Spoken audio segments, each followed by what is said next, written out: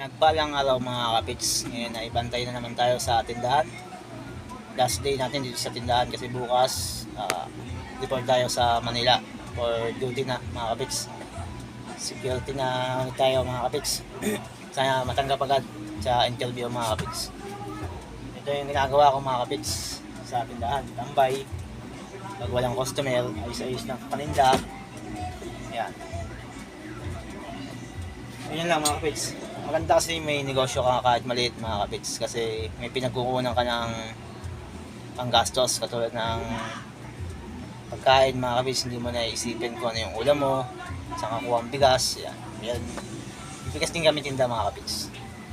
Kahit pa paano ma-survive mo yung araw-araw na pangangailangan mo mga kapits. Tapos yung kita mo okay naman mga kapits pagka masipag kang magbantay kaysa tutulog-tulog ka ilipat yung customer mo sa kabila. Pero wala naman tayong magagawa mga kapits kasi kung saan bibili yung mga customer wala tayong magagawa doon kung sa kabila o dito tayo bibili sa ating bibili. Walang masama doon. Wag mo lang haharangin na sa akin ka bibili, sama yun. Hayaan mo sila kung saan sila bibili. Yan lang mga kapits. Hapon, tambay ganito.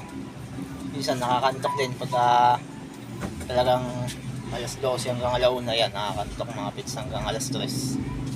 Nakakantok yan.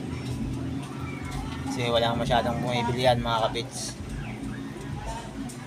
Tayo ka lang ng mga dumadaan na bibili yan. Pero pagdating ng hapon, yan marami yan.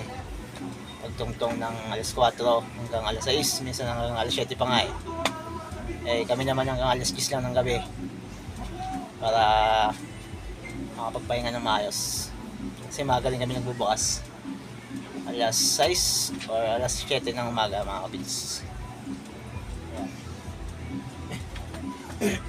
Dito sa tindahan tamang ganito lang, tamang upo lang, tamang tingin sa malayo.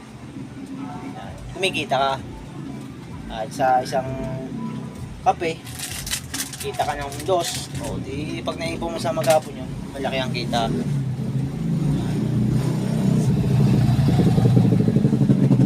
Hawak mo pa yung oras mo, gusto mong matulog makipagpalitan ka sa asawa mo pagka meron kang sariling negosyo.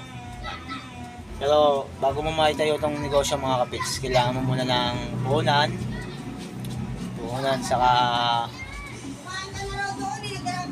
business permit mga kapits para walang maging problema sa pagtayo ng tindahan mo o business mo kahit maliit.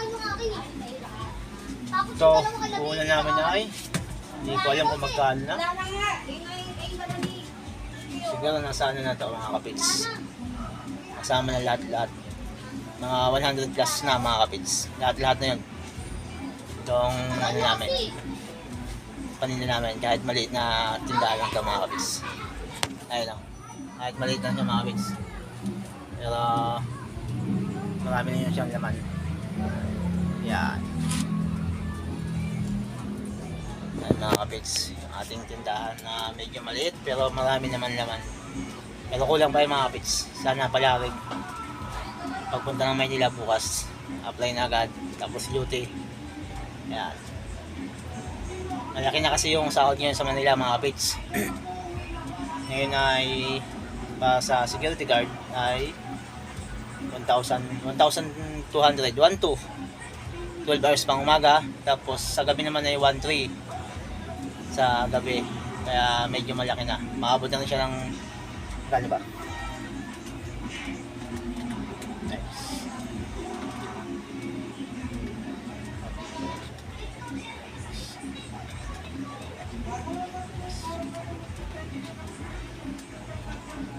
$37 mga kapits pang security officer yung mga kapits.